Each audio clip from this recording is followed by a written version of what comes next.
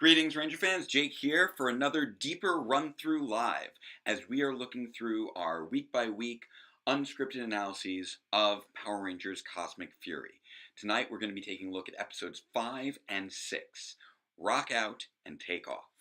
Welcome to everybody in the chat. I hope you're all doing well. I hope you've all been having a wonderful week. Obviously, we are a little off schedule this week. I was running a haunted house event over at the high school where I teach, so I was not available last night to be able to do the stream. Running the haunted house was quite a commitment for the evening, but I'm here now. We are good to go, and we are taking a look at a few debuts as we hit this exact midpoint of this 10 episode series, which is just still kind of wild that we have just only 10 episodes and we're already as I'm 3 weeks into these live streams at that halfway point. So let's jump right in and let's start off with, as always, our 3 equally non-controversial phrases. So number 1, say with me, chat, Black Lives Matter. Number 2, say with me, chat, fascism is bad. And number 3, say with me, chat, superheroes are fun. And now let's take a look at our superheroes of the year, Power Rangers Cosmic Fury, with episode 5, Rock Out. Starting with our little Netflix description here. When Bejilia discovers a long-lost Zord on a mining planet, the Rangers must create a musical distraction to stop her from using it as a war weapon.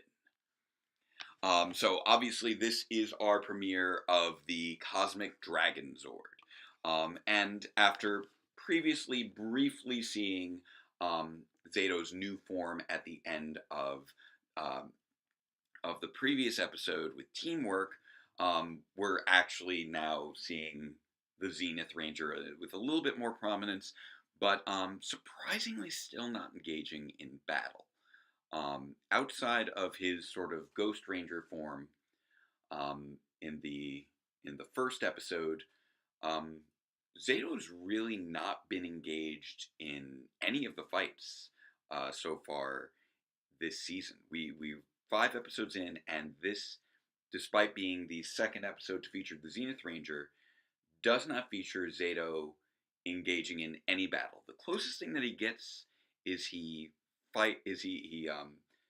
ties up Scrozzle off screen and then teleports away when Ollie spots him after he uses the Morphin Master Staff to revive the Cosmic Dragon Zord. And again, it's kind of cool that they managed to keep, a lock on Zato's weapon. We saw everybody else's weapon revealed in those initial costume reveals, except for Zato, and that's because his primary weapon is the Morphin Master Staff. And thank you on the congratulations for episode 98. That was the big thing of the channel this week, and I'm sorry for not addressing it right from the beginning of the stream. It has been a whirlwind of a week. I'm still a little foggy from all of the very late nights pulled during last week to try and get that out. I know the audio wasn't where I would have liked it to be, but I'm very pleased that so many people enjoyed it. It just came down to I had to get it out. I know I need to hit I need to hit these goals for release, or else I'm going to be working on this thing forever. And we have our baby number 2 due in January, so I really wanted to make sure that I was going to be able to get it out in time to release 99 and 100.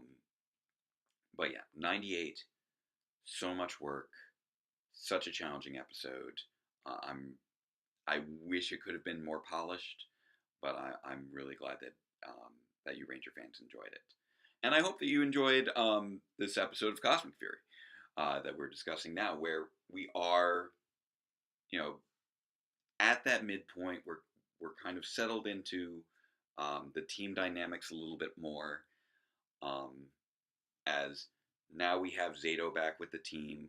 We've settled into Fern being a supporting player. We've settled into Ollie being villainous Ollie. Um, and this is, you know, not quite a filler episode, but um, definitely feels a little bit like a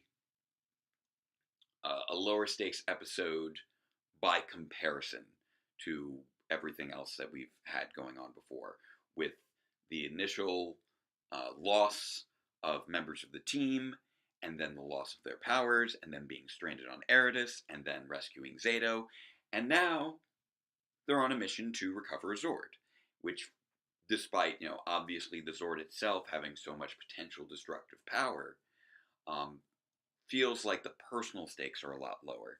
And as a result, this feels a little bit more like a breather episode than what we've been seeing up until now. And it's an appreciated breather. They're definitely having a lot of fun with this episode.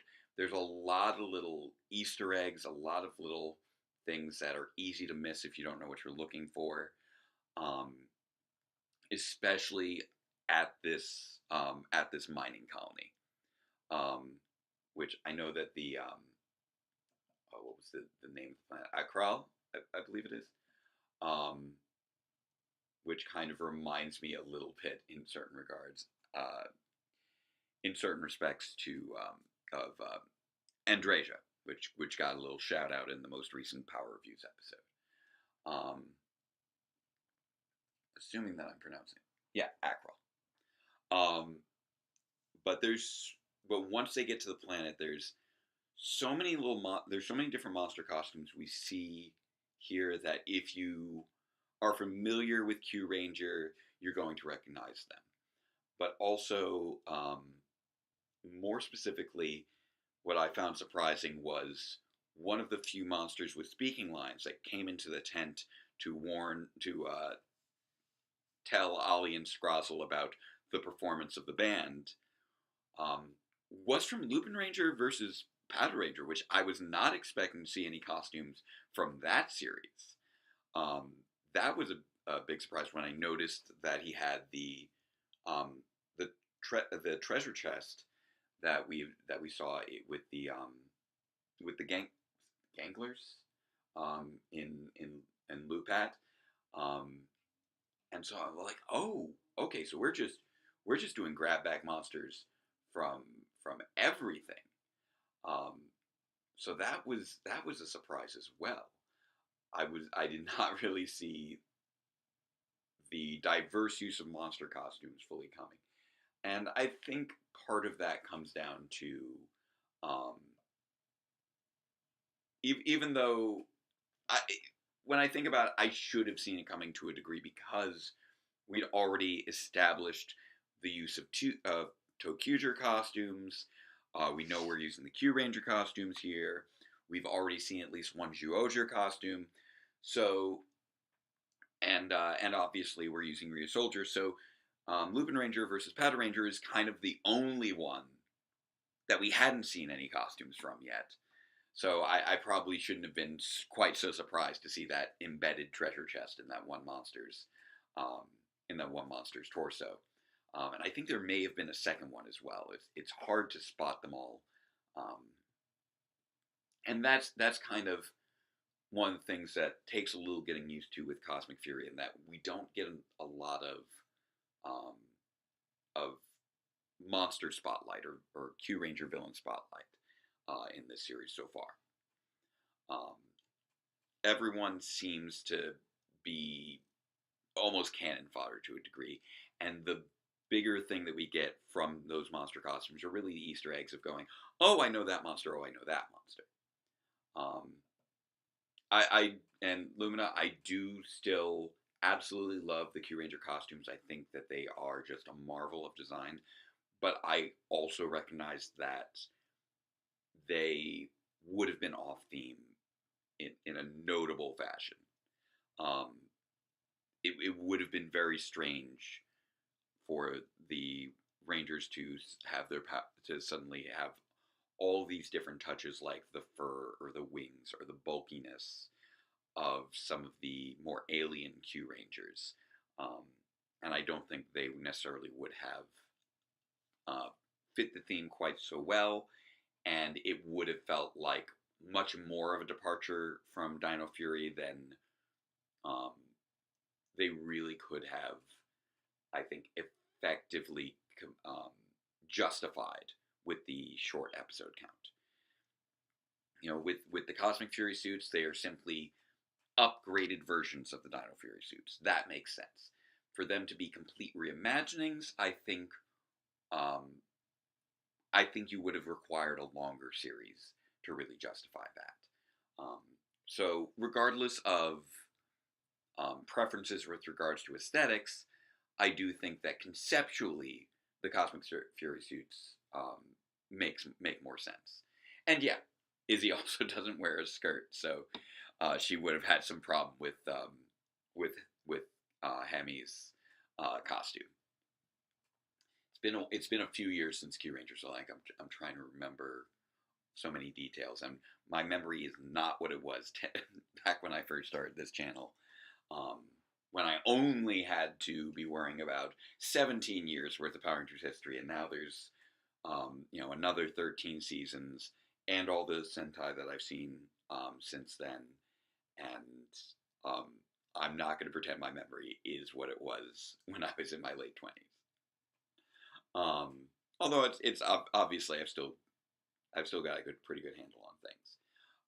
But outside of the monster costumes, we also got the one fun Easter egg of the wanted posters at the entrance to the mining colony, which, as you're looking through, it's like, okay, wanted. There's the Red Ranger, there's the Black Ranger, there's the Gold Ranger. But if you actually look a little bit farther over to the side, you see one that's a monster design, and that's the design for Retrono, which is very much an Easter egg, because Retrono never existed in the show and was purely a concept art monster for Once and Always.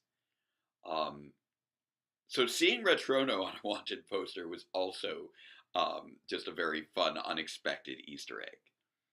So there's all these little details in there that I think are fun. One thing that I feel like a number of people missed as being a fun gag is the name of the Rangers metal band being Meat Chrome, which on first glance just when you're first watching it, oh, it's just they're just putting together some edgy words. But if you actually think about it for like a moment, it's like, oh, it's a Lord Zed reference, because they keep making fun of him for being made of meat and covered in chrome. So it makes perfect sense that you would have a Lord Zed tribute band be called Meat Chrome. And I thought that was very funny as well. So a lot of little chuckles as I'm watching it, as well as the different elements of which costumes were being recycled by their different monster disguises. Some of the most obvious ones were from Blaze and Roxy with Ion. We had one from, I believe, The Witch in on Trick or Trial, if I recall correctly, from the Intergalactic Halloween Court. I think that's the costume that Amelia was wearing. Javi had some monster head, and I'm struggling to place exactly which monster that was. I know it's familiar, but I'm blanking on it right now. Which is, it comes from these being unscripted. And then at the end of the episode, so I'm rather than discussing the plot itself, I'm kind of digging into all the little Easter eggs that I feel really made this episode a lot of fun.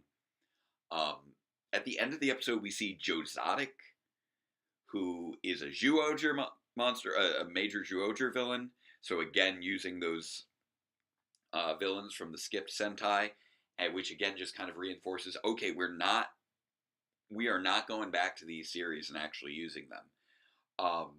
And the name Joe Exotic was also one that I just was taken aback by, because I was not I was not expecting in 2023 for Power Rangers to make a Tiger King reference, because I know that Tiger King was like super popular when it came out, but like I felt like it just kind of vanished from our general pop culture landscape just almost as quickly as it came along. But here you get a Joe Exotic reference with with the use of Bungray of all characters. Which I guess can kind of fit, since if I recall correctly, Bungray was a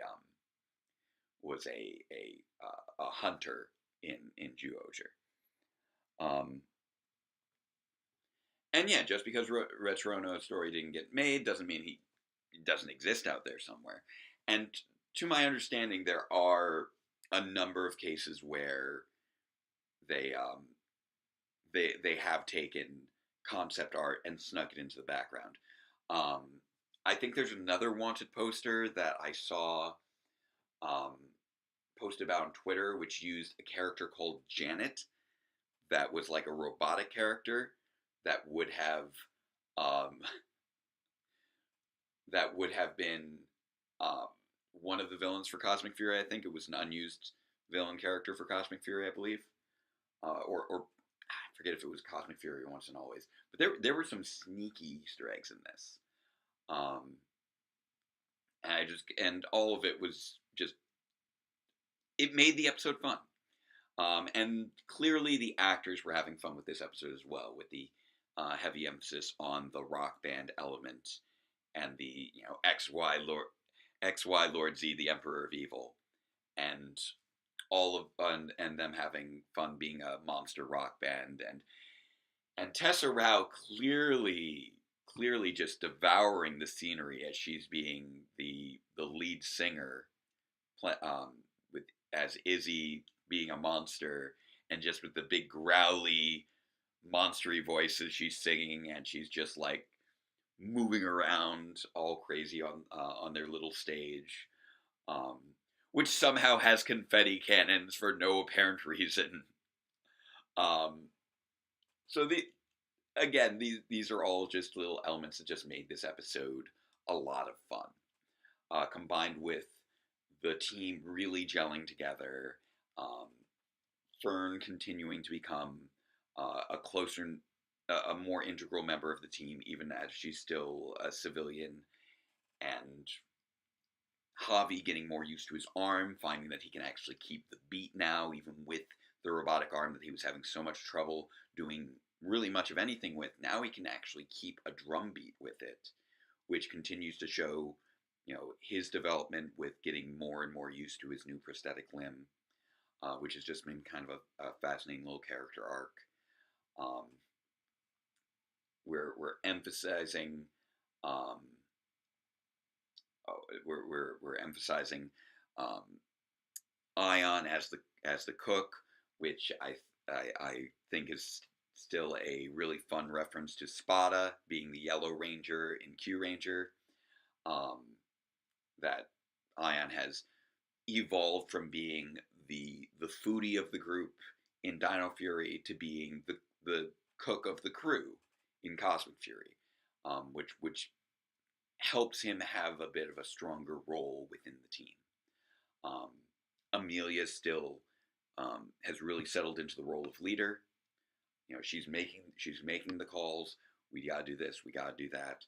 And Zato has chosen to kind of step back, be a little bit more of a reserve player, recognize that he has a more specialized role now, as he's the one who commands the Morphin Master staff. Um, and he's not the one who's going into battle. It's the team that he trained now going into battle, and that's again just kind of showing all these different character evolutions. You know, Zato's no longer the field commander. He's now taken much more of a support role as his team has grown up and grown into themselves, and they don't need him to be leading them in battle anymore. What they need, because he's trained them well enough, what they need him to do is use the special skills that he's developed and to actually like take care of himself to a degree, um, which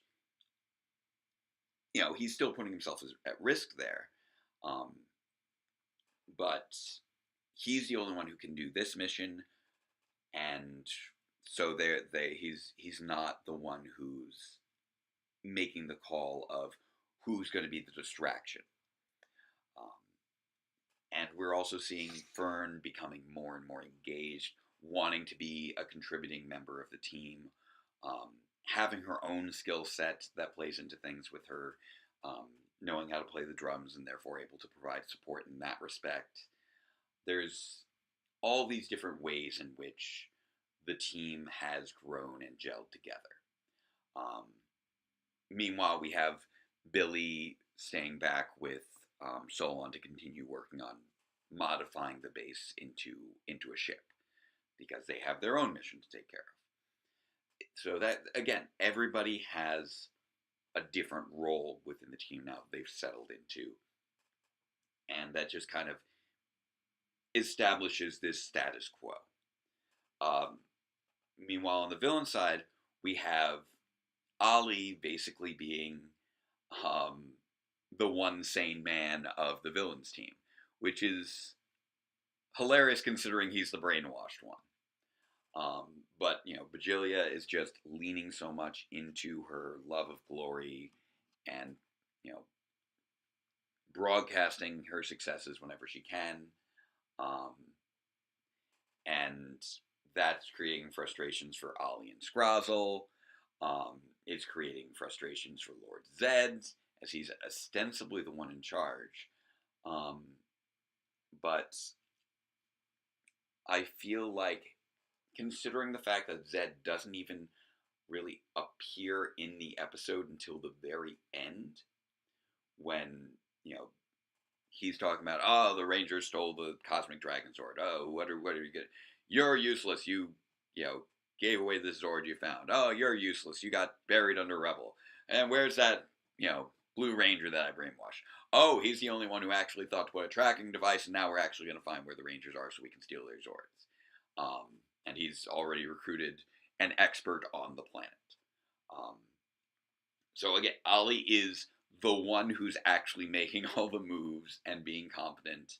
Um, and Zed really doesn't have a role in it until the end, despite the fact that he is the direct recipient of so much of the Rangers' ire.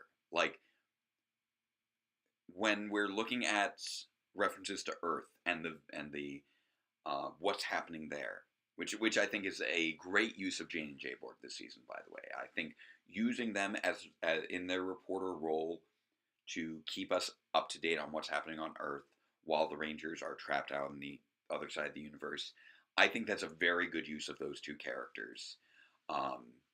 And the gag of the Sentinels coming out and going, "Look, the media, arrest them," really brings to mind certain other fascist despots, let's say. Even though I wouldn't say that fascism is, it would really fits in terms of the ideology of the villains. They're just capitalists, not fascists. They just want to make profits off of war profiteering, which in and of itself is a whole new direction for Power Rangers to go with its evil motivations, and that's kind of hilarious in and of itself. But still, that look, it's the media, arrest them, was just such an on point gag that I really appreciated. and it keeps the stakes nicely high for, hey, the Earth hasn't just dropped out of the story. There's still stuff going on there, things that need to be addressed, um, and that's a big thing that needs to be taken into account. Um, However, there's the big focus on Lord Zed is conquering the Earth. Lord Zed's forces. We hate Lord Zed. Lord Zed is the worst. But he's not leading the attack on Earth anymore.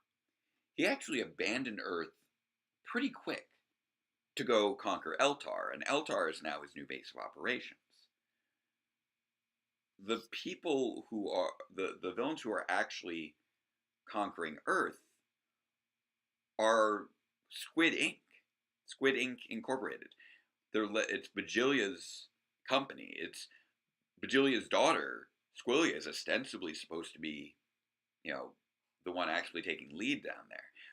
And Wizo is the one who's supposed to be in charge of the actual invasion. But Lord Zed is the focus of everybody. And it's fascinating how Zed's role in this series so far is very much not so much as an active villain, issuing commands, making moves, coming up with plans, or engaging in battle. He's a figurehead. And that's something that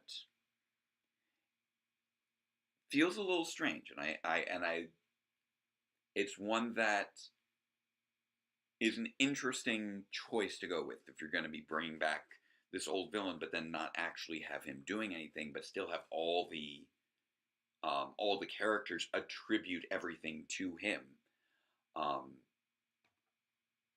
It kind of raises an eyebrow, and I'm going to not dive into that too much more, considering I don't want to get into spoilers for what happens with the villains as the series goes on into the end game. But I think that's an interesting thing that really feels like it gets well established here. How Zed is really fallen into the role of being a figurehead, rather than coming up with plans and creating monsters. Which is another thing. The fact there's so many monsters in this series, but none of them are created by Lord Zed, despite that being one of his primary skills. Like, the two main, Lord Zed had just, a handful of things that he could do when he was a villain back on his own back in Season 2. He could use his laser eyes to look at things. He could teleport, he turned his snake into a staff. And he could turn objects into monsters and then use a grenade to make them grow. And none of that, and he doesn't use any of that really in Cosmic Fury. So it raises the question of, why did Bajilia unleash him and put him in charge if she's not actually taking advantage of any of his actual skills? And that's, again, just kind of a raising of an eyebrow that I get from these episodes. Now I know I got into a lot of how this one establishes and settles in on a few different things, but one thing I didn't talk about too much is how it actually does progress the plot forward. We are seeing, that we need to get back to Earth. We are getting the new Zord. We are preparing to return to Earth. All that. And we do get the final bit where the villains are now going to Eridus, which has been, as dangerous a planet as it is, their kind of safe haven for the time being.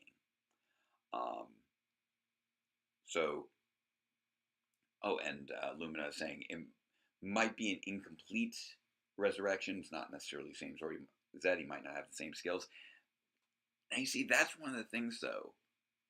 This Zed is already demonstrated to have abilities that the original Zed didn't have, which is primarily combat.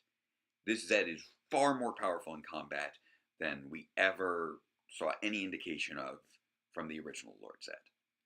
Um, but he also has the memories of the original Lord Zed. He knows Billy. He remembers Billy. So, if he doesn't have the same skills, the question is, why does he still have the same memories? Why is his power levels connected to his staff, apparently? It is supposedly the same staff, since it was one that ostensibly survived Countdown to Destruction. So there's a lot of questions with regards to the handling of Lord Zed in this season. I definitely look forward to discussing it more as we work our way towards the finale. And I almost forgot. Ollie gets a new weapon in this episode too, which is also kind of cool. That they actually have Scrozzle create a new weapon for him in the form of Tricera Blaster, which is recovered from a battle that had taken place eons ago that had trapped the Cosmic Dragon Zord there. Again, just kind of all these little hints of lore that unfortunately we never get a chance to really dive into due to the short length of the series. Cosmic Fury, as much as it's been a ride, you can't help but wonder what a full season of this would have looked like if they actually got to tell this story, but also got to get into so much more depth. Now, that being said, this episode once again does leave us off on a little bit of a cliffhanger as everybody's heading out to Eridus. So let us jump into episode 6 of Power Rangers Cosmic Fury with Takeoff. Once again, pulling up our little Netflix description. Solon goes missing right as the Rangers prepare to fly the base back to Earth, but the team has bigger problems. Ollie's tracker has led him to Eridus. So this one is, again, much like with Off-Grid, very Eridus focused. We have the Scuttle Worms back. They're back in force. We don't just have the single Scuttle Worm. We have the giant Scuttle Worm. We have the smaller Scuttle Worms. We have the baby Scuttle Worms. And it's great that we do get to see the utilization of the Scuttle Worms in the Sentai source footage. Where it's obviously, in that case it was a monster of the day, but in this case they actually get reused over and over again, which is kind of fascinating. Because one of the interesting things with regards to the monsters, as I keep saying, is so many of them have just been turned into background fodder. But the Scuttle Worms, actually, they made a bunch of them and keep using them, which is so unlike everything else. The only things that really, it was called a death worm in the original in Q Ranger, and only, I believe, appeared in a handful of episodes. Oh wait, no, they did show up a few times. I forgot they'd showed up a few times. I know they'd shown up while they were searching for the 3Q Tama, but I'd forgotten they do come back a few times. So I do like the use of the Scuttle Worms. I find them to be much more engaging design than the copy guards that tend to get reused over and over again, or the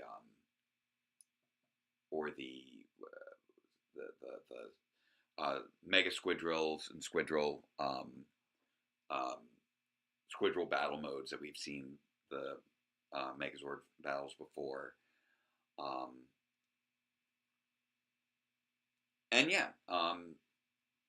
Skull Worms are kind of make the alien planet feel a little bit more populated than we usually get, because we don't often get too much of alien species when we visit the alien planets, or at least that not in a very prominent fashion. Usually it's just, this is just where the monsters are.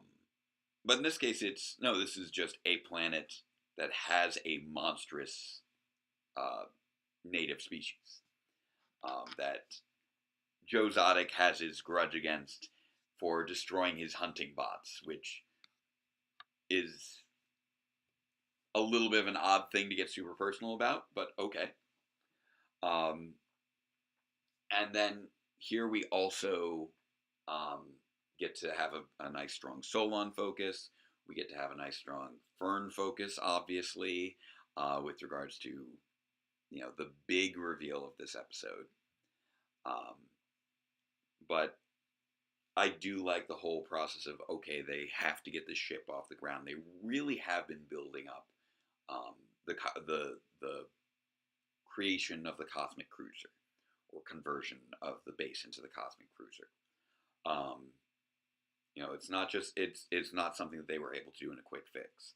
They've had to spend multiple episodes working on this, um, and now they have to do engine tests, and it doesn't go right the first time, so they need to do repairs, um, and that's been a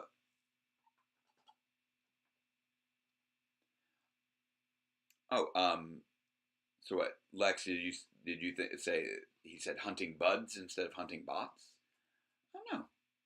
I thought that he had said hunting bots, but I could be mistaken. Let's see here. I'm trying to see if I can find. Um,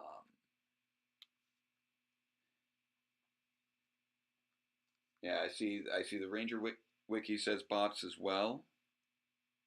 I can double check the captions as well. Um, but to as far as I could tell, it was hunting bots, not. Oh wait, yeah, yeah. There's the subtitles, closed captions. Fellow Wars Rel, blah blah blah. You ate my hunting bots.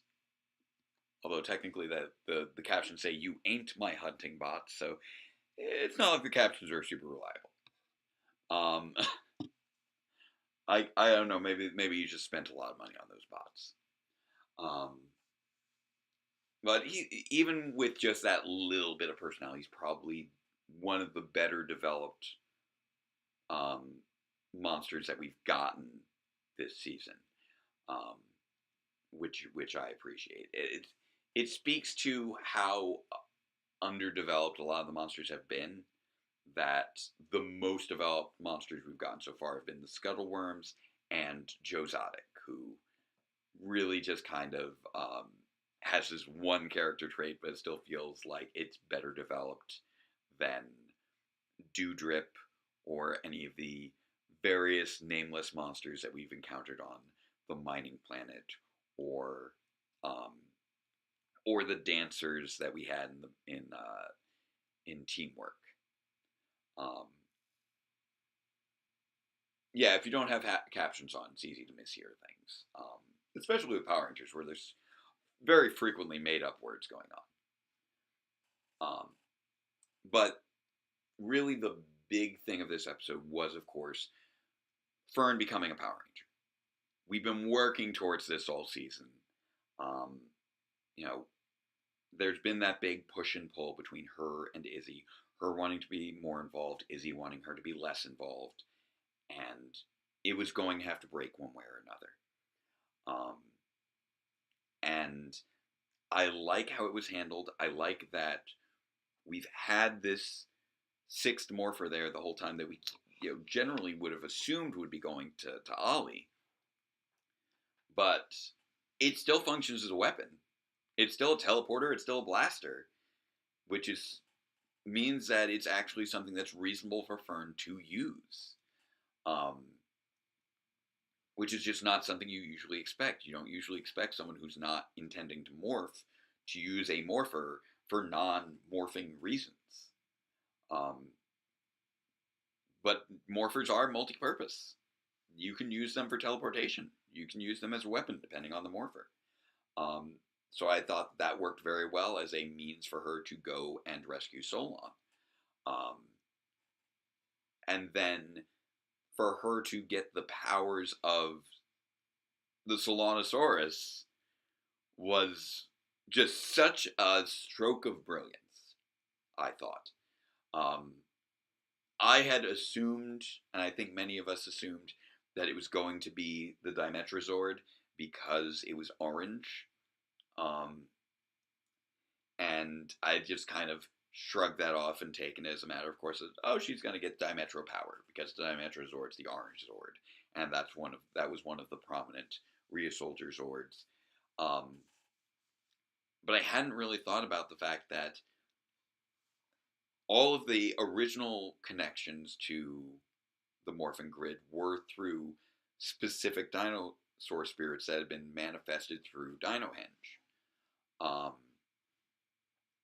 so there needed to be a specific dinosaur for the purposes of forging that connection for a new Dino Fury Ranger, or in this case, Cosmic Fury Ranger.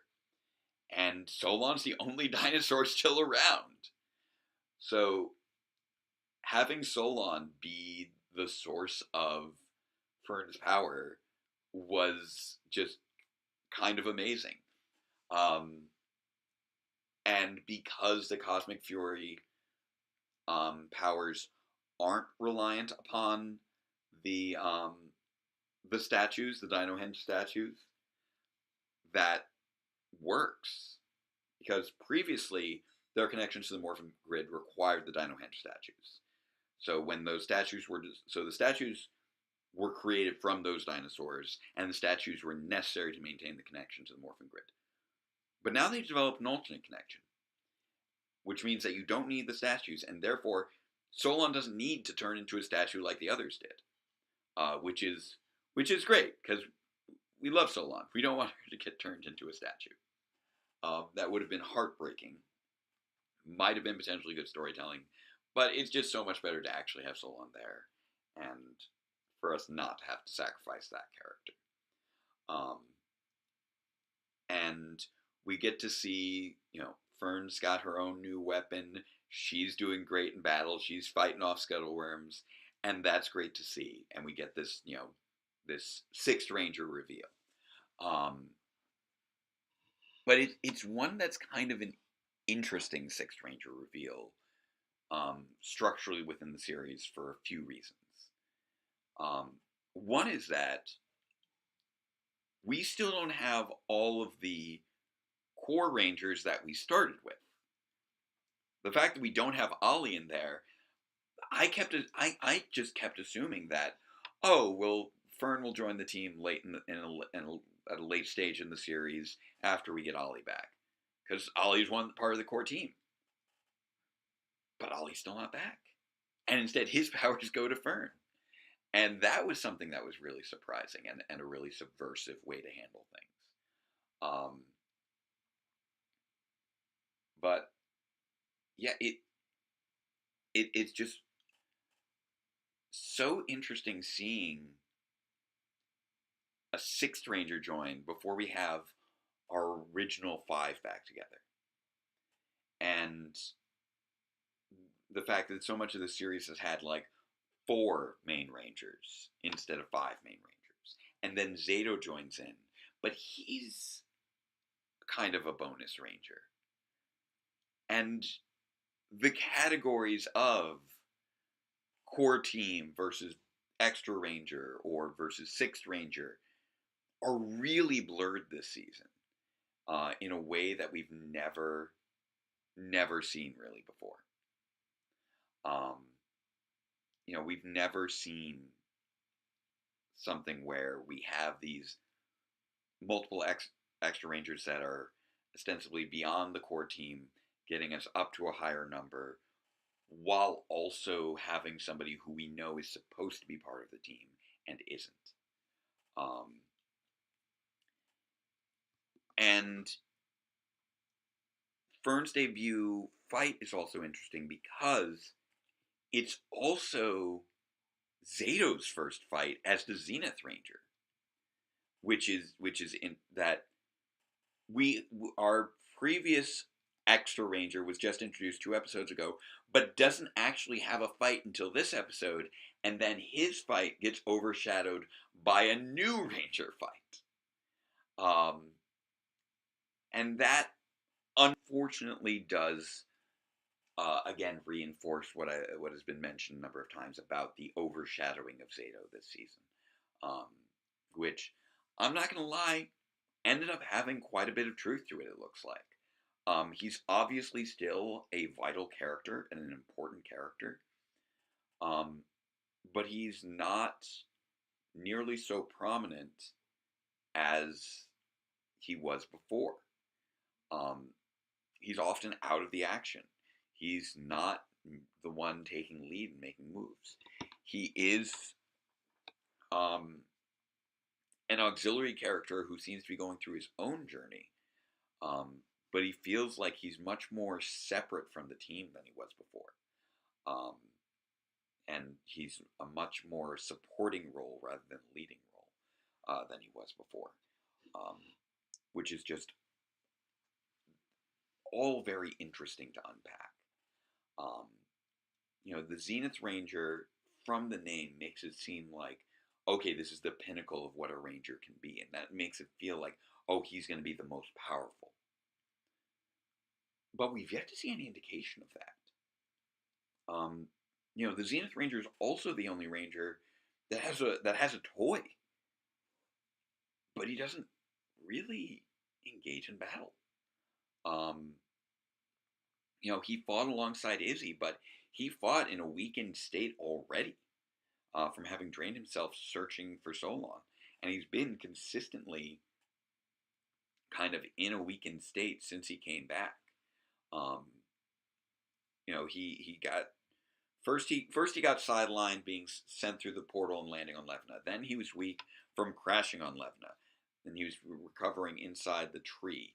And then he didn't have any powers because Dino Henge had been destroyed, and he gets his Zenith Ranger powers, but he doesn't use them in his first episode right after that because he has a different role in terms of resurrecting the Cosmic Dragon.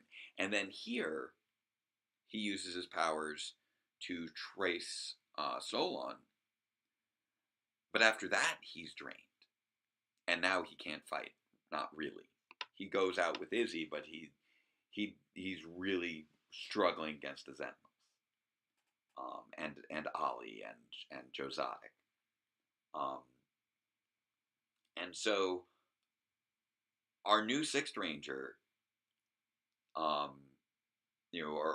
our Zenith Ranger, our Ultimate Ranger, in his first actual battle, needs to be bailed out by a new Ranger who is actually the Sixth Ranger introduced in this season, who doesn't look to have powers that exceed the other members of the team.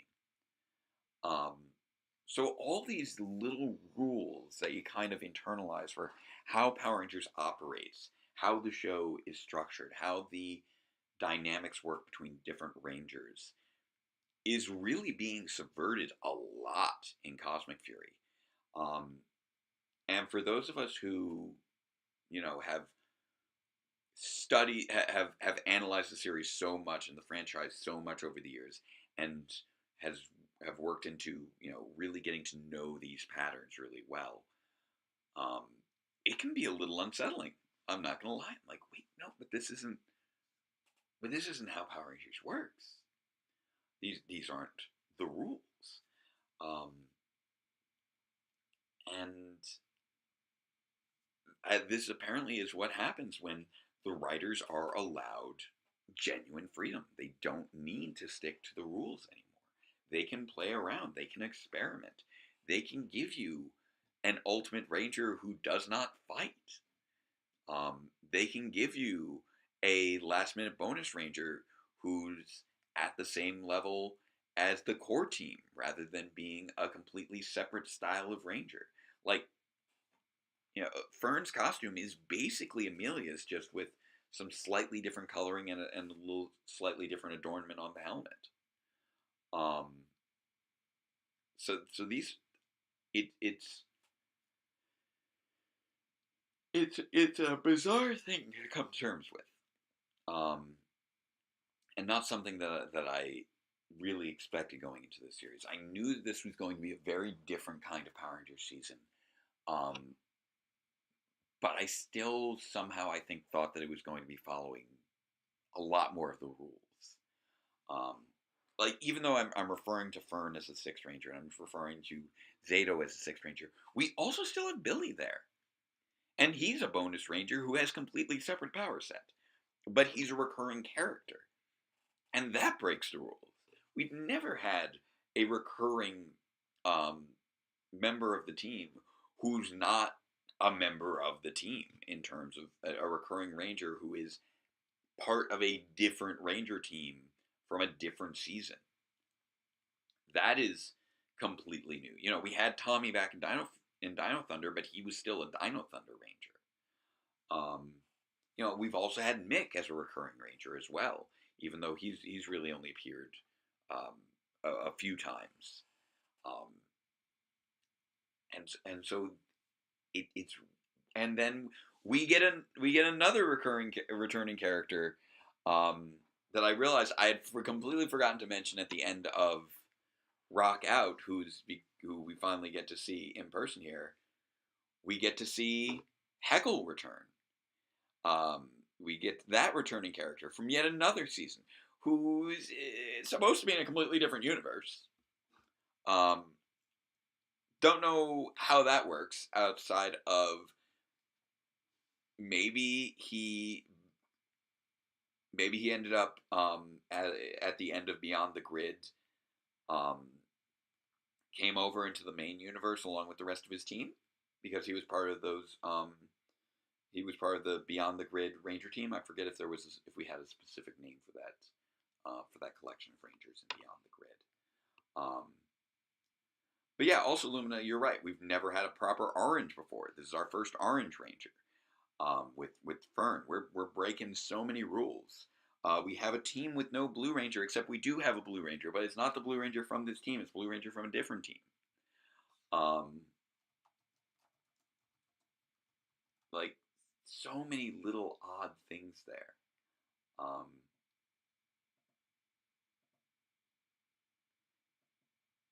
and yeah. And Scott says we do later get acknowledgement that Heckle is from another universe, but we just don't get acknowledgement for how he's in this universe. Um, but I did very much like the reveal of him being Squillia's crush at the end of Rock Out, which was another big plot development there, and then him appearing again you know, in person in this episode, acting opposite Squillia.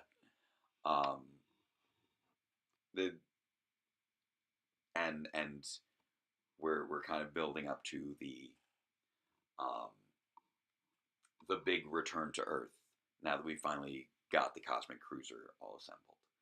Um, and we have Ollie taking the lead.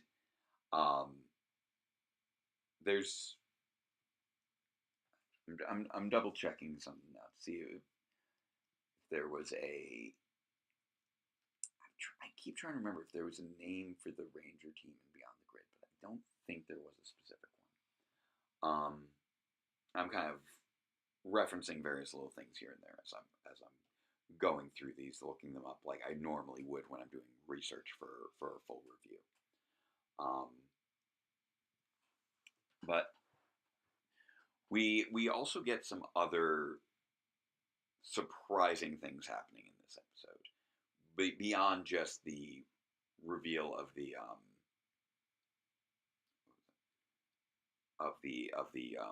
the Orange Ranger and them finally leaving Eridus. Um, we have Ollie, who's been arguably almost the primary villain in many regards of this season, um, going up to Lord Zed and having this whole conversation about power and survival, and it's such a different Lord Zed scene. And this again plays up what I was talking about before about this, about Lord Zed being handled very differently in this season. Um, Lord Zed is functioning largely as a mentor to Ollie almost at this point. Um, he's doing something that he never did before. He never acted in that mentorship role to anyone before. And here we have him really taking Ollie under his wing. Um, and that's just so strange and unusual. And it's such a different take on the character. And we're getting this level of introspection from Lord Zed that we never got before. He never engaged in any level of introspection. He always was either focused on what he wanted or blaming someone for not doing what he needed them to do, or blaming someone for his own failures. Um, just a very different take on Lord Zed. Um, and again, so many different things that are just subversive in that respect. Um, even the end of the episode, it goes on for quite a while after we have our final Zord battle. We got like another, you know, we have all these additional scenes of like, okay, we need to have Izzy get over her issues regarding being overprotective towards Fern, which have been a very major issue for her throughout this season. Um, we have, and then we have the whole scene with Zed and Ollie, and it's got it almost feels like it's got several layers of conclusion to set up what's coming next. And yeah, Ollie is a better son to Zed than Thrax. Um, which is a separate thing. We never did get to see Thrax's relationship with his parents or how all of that even worked. Like the timeline when it comes to Thrax is so confusing. Um, because he, you know, was somehow sealed away for a long time, despite not having even existed a long time. And that there's just so many questions when it comes to Thrax, that I feel like his entire existence requires time travel. Um, but yeah, Zed feels like he's taking Dark Specter's position in the story, and I could see that. Dark Specter was um, a figurehead in certain respects, who kind of took Astronema under his wing, to a degree. But even with Dark Specter, he was still clearly the lead strategist. He was the one who had brought all the villains together. He wasn't recruited by anyone. And most of the actual mentorship of Astronema was done by Ecliptor. Really, um, it's almost like, with Dark Specter, he was almost like the absent father for Astronema. He would check in every now and again, but really the raising of Astronema was handled by Ecliptor.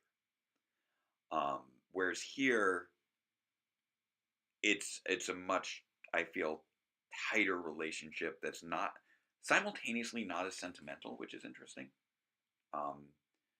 Dark Specter definitely had a soft spot for Astronema in that he was very, well, maybe not a soft spot, maybe that's not the right term. He had a strong investment in Astronema continuing to serve him.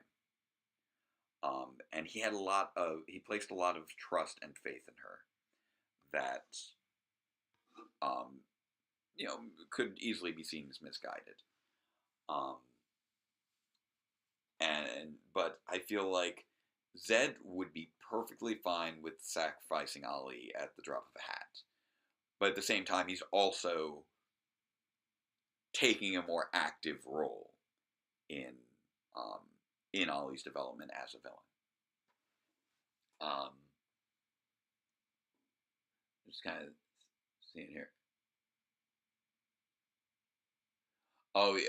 Scott thought that Hyperforce was going to give a little bit more justification for the origins of Thrax. That's fair. Um, and then I see there was also some stuff in here.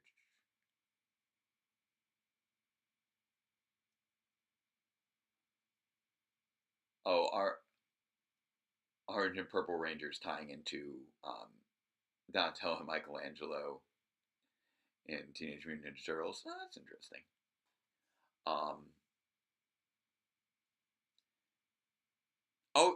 somebody had pointed out that Jen was, a supporting ranger in Hyperforce, um, similar to Billy. Although, yeah, Jen was not as involved as Billy is. Billy is really been taking a lot of initiative in supplying the tech of the Rangers. He's another interesting character in that he's not acting as in a mentorship role. Um, he is acting in more of a tech support role, but it's a tech support role coming from such a degree of experience that it feels like he should be in a mentorship role. Like he's the source of their powers. He created the Cosmic Fury powers. Um, in terms of developing the morphers and connecting them to the morphing grid. He's responsible for so much of the stuff they're able to do. Um, but he just so often feels like he's taking a backseat along for the ride, not really um, developing his relationship with the other characters. Um, he doesn't quite feel like part of the team. He's almost like he's like a ranger consultant. He's been brought in to help out. He's like, I'll do what I can for you guys. You're still your own team. I'm gonna do what I can. Provide my expertise. I'll be hanging out mostly with Solon. Um, and it does feel a little bit like a missed opportunity to have these rangers benefit from his experience as a ranger and not just from his technical experience. But I feel again like that's something that could have been better explored if this was a full season. Like, could you imagine actually getting a full 20 episodes with Billy working with these Rangers and how much more depth we could have gotten there? There was so much opportunity for depth with this story, and I think they're doing a great job with things as much as you can with a 10-episode season, but there's so much more room for depth that I feel like they could have done. I would have loved for them to have had the opportunity to have done with a full 20-episode season.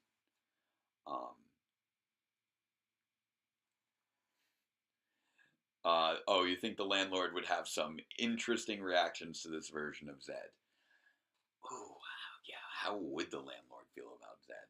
Because I will admit, the landlord is also quite a different take from the.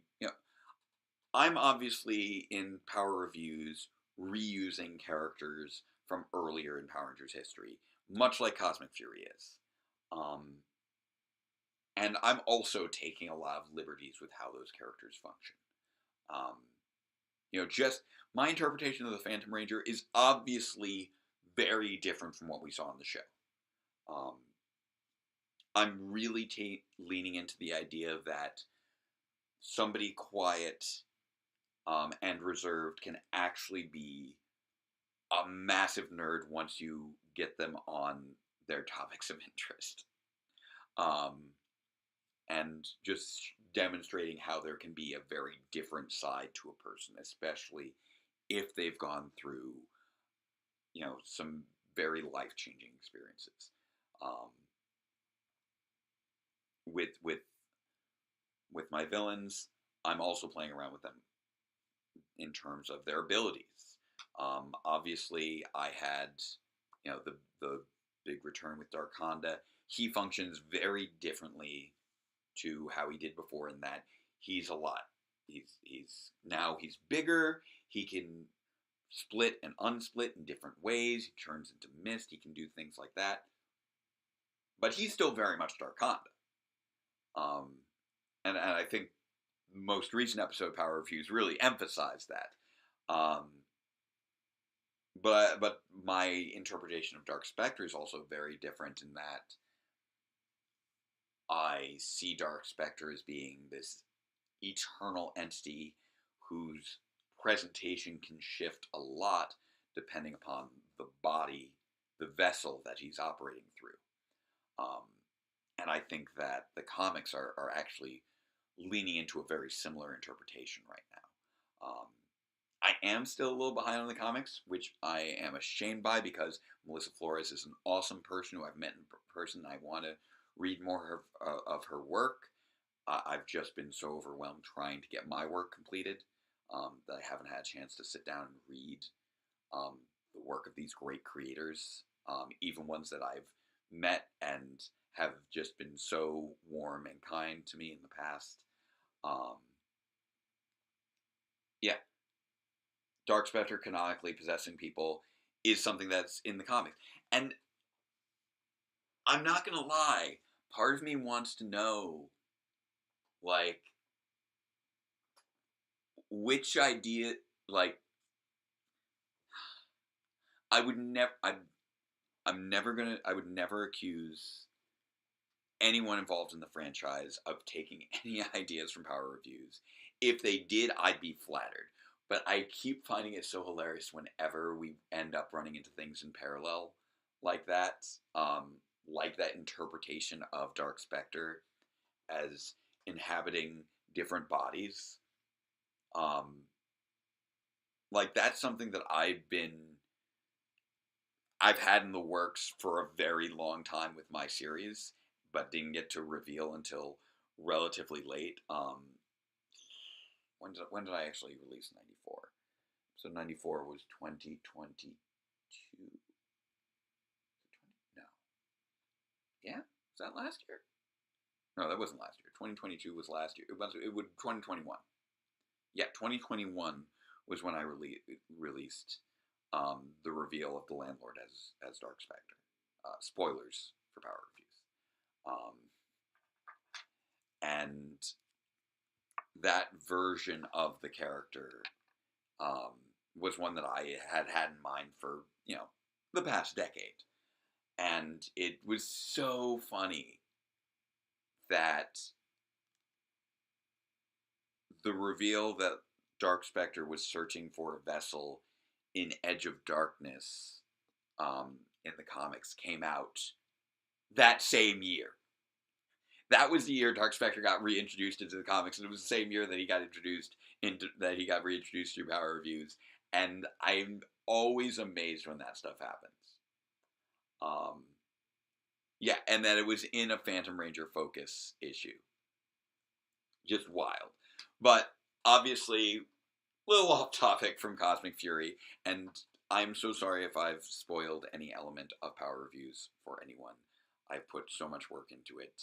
I want everyone to be able to enjoy it on their own terms. But you've also had a few years. I imagine if you're following my channel, you've hopefully been following my series as well. Which has been a whole process. But it's interesting seeing how characters can be handled differently in different contexts by different creators. Lord Zed is not being handled by the same writers who handled him way back in the day. Billy's not being handled by the same writers who handled him way back in the day. The characters have changed in that they are older or they are reimagined and they have been introduced in completely different contexts to how they were handled before. So they are going to be handled differently.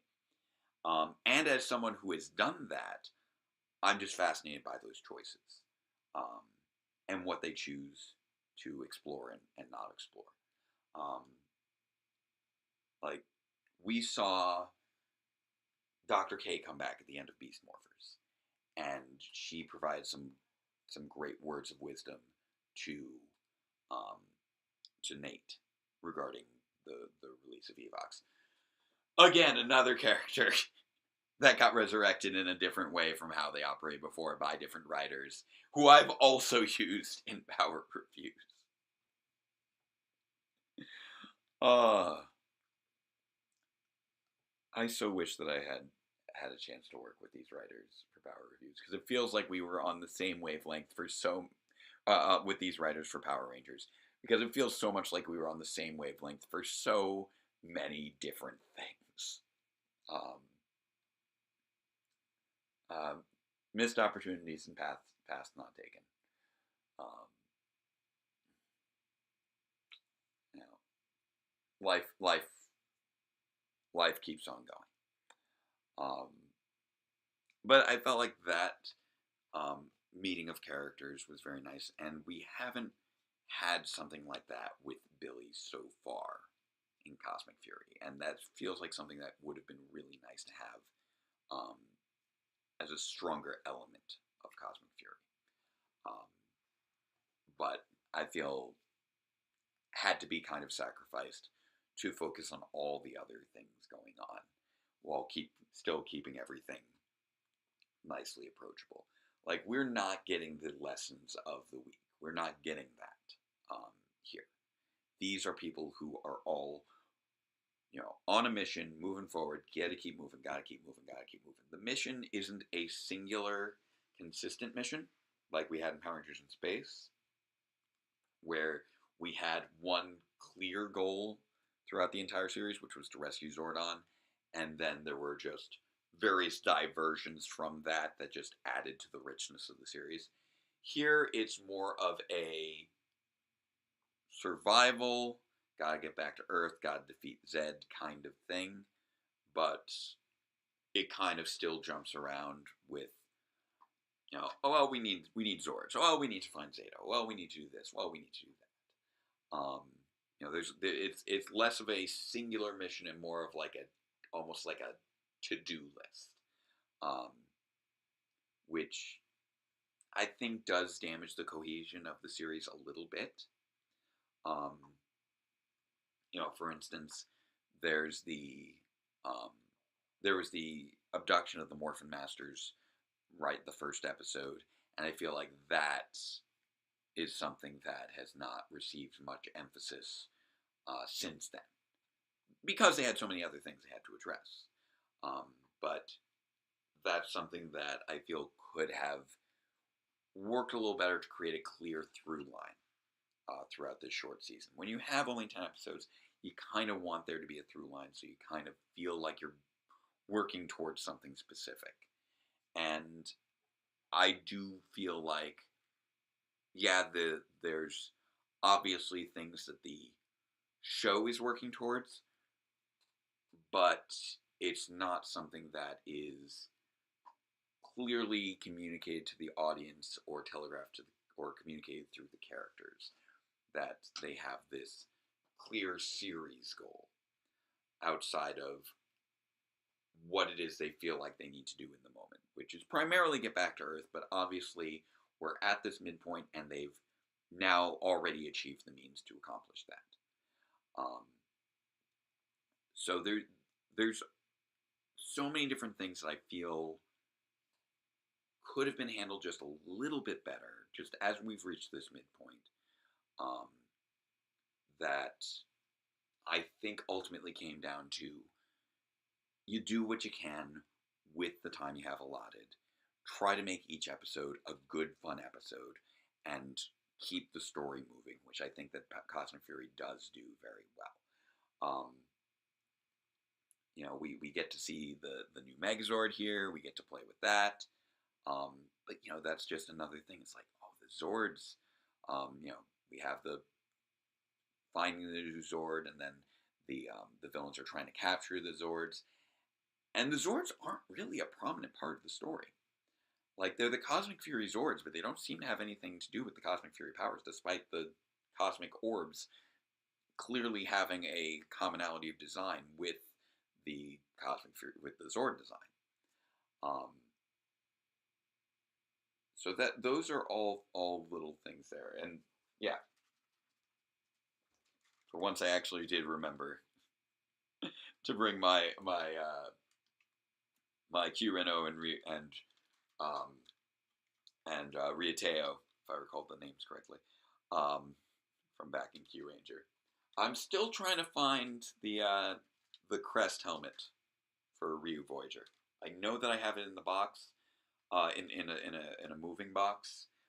It's just buried underneath other Zords right now, along with Washi Voyager, the pink eagle.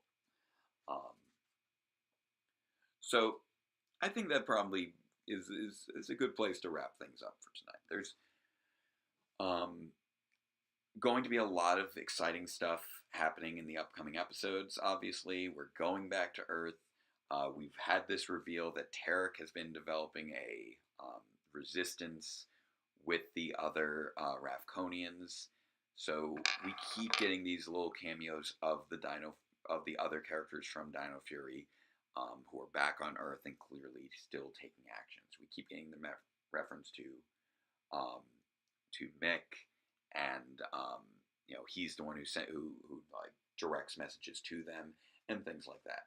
And as far as where I got this, this was a set of gifts. Um, I believe one. Actually, I think um, one of the Megazords I was from MJ, but I think the other one may have actually been from my friend Simeon Scott, the Becumanator, because he does send me some nice toys every now and again, which I deeply appreciate. Um, I do not engage in much collecting anymore, or well, I'll amend that. I've never been a big collector, but I do always have like my holiday and gift list, and so that's usually where my collection comes from is through special occasion gifts, you know Christmas, Hanukkah, birthdays, anniversaries, stuff like that. Unlike, I know there are some Power Ranger fans who are just so into the collecting game, and respect to you guys, and my condolences for your wallets, because I can't imagine spending the kind of money that a lot of collectors do. Um, I chose to prioritize, saving up for house and keeping myself out of debt. Um, I'm just very debt adverse in general. Um, anyone who knows me well enough will tell you that. Um, Otherwise, I'd probably be snatching up everything I could, much like others. Um, but you know, kudos to you who can manage it. I'm not pulling that off too well on a teacher's salary with a toddler, a mortgage, and another kid on the way. But anyway, thank you so much to all of you for joining me. I'm looking forward to continuing into the end game of Cosmic Fury in the coming weeks. And then soon enough, the return of our commentaries as we get into the end game of Database Rangers Power Reviews, which we are now in.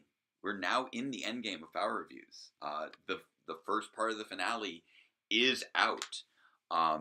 As much as I would love for to have spent more time cleaning up the audio and a few of the effects, it's out there. It's go check it out. I hope that you enjoy it.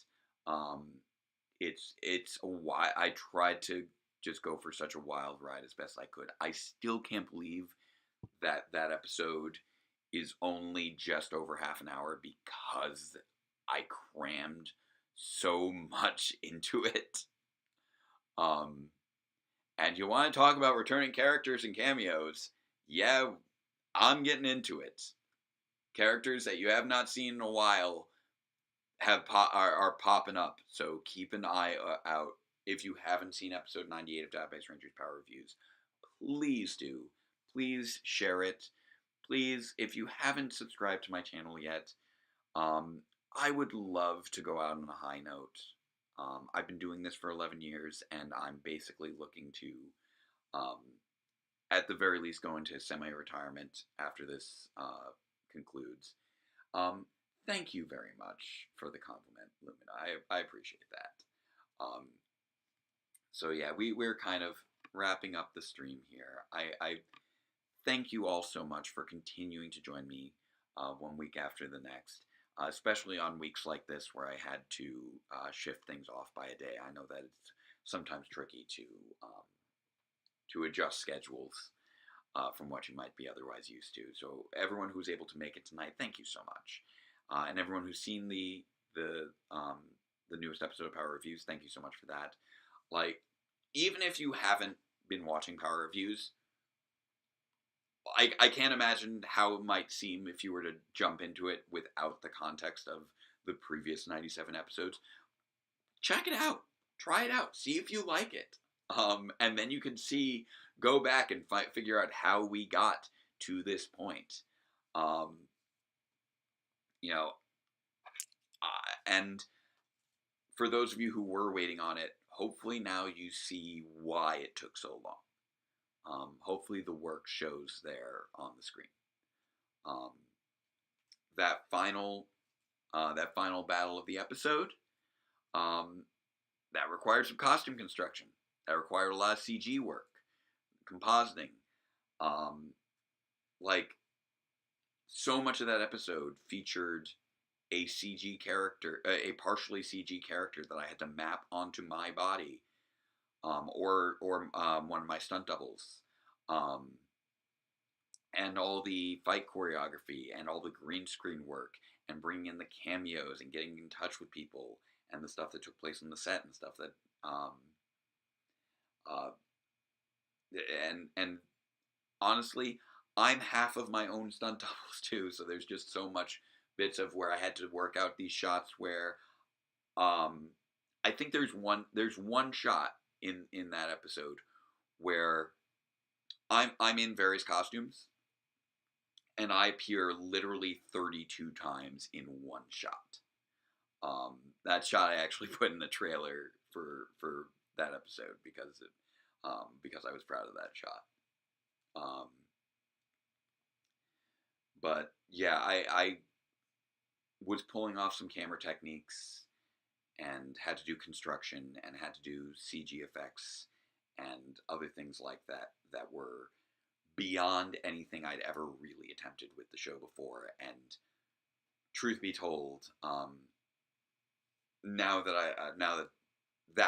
that one particular element has been resolved, I don't think even though the other two episodes are going to be insane in their own right, 98 was the big bottleneck because of all the work that had to go into it to make it happen. So I'm glad that you all enjoyed it, and I hope that you're able to keep spreading the videos around, getting more people to subscribe to the channel, and helping me wrap this thing up on a high note after 11 years. So I said a few minutes ago I was wrapping things up. Let's do that. Let us not forget our remaining 3 days. Days is it was more than days. It was more than days. So many things went wrong putting that together. You have no idea. I may have inadvertently led to the explosion of a 3D printer trying to make that happen. The explosion of a 3D printer. I didn't end up the piece I was trying to do didn't end up. I ended up having to figure out a different way to do it. But that happened. That was a lot of work that went nowhere. Anyway, no more going nowhere. Let's go somewhere. Let's go to bed. So let's wrap this up, and let's not forget our remaining 3 equally non-controversial phrases. So number 1, say it with me, chat. Love is love. Number 2, say it with me, chat. Trans rights are human rights. And number 3, say it with me, chat. Robots are cool. And they are missed when they are devoured by scuttleworms. So, 99 is on the way. I'm going to get back to work on it right after I wrap up. I got a lot of work ahead of me, especially with all the delays from 98, but I'm going to keep at it, and I've got some dates in mind. We'll see if I can hit it this time. But thank you again, and until next time, farewell, Ranger fans, and let the power protect you.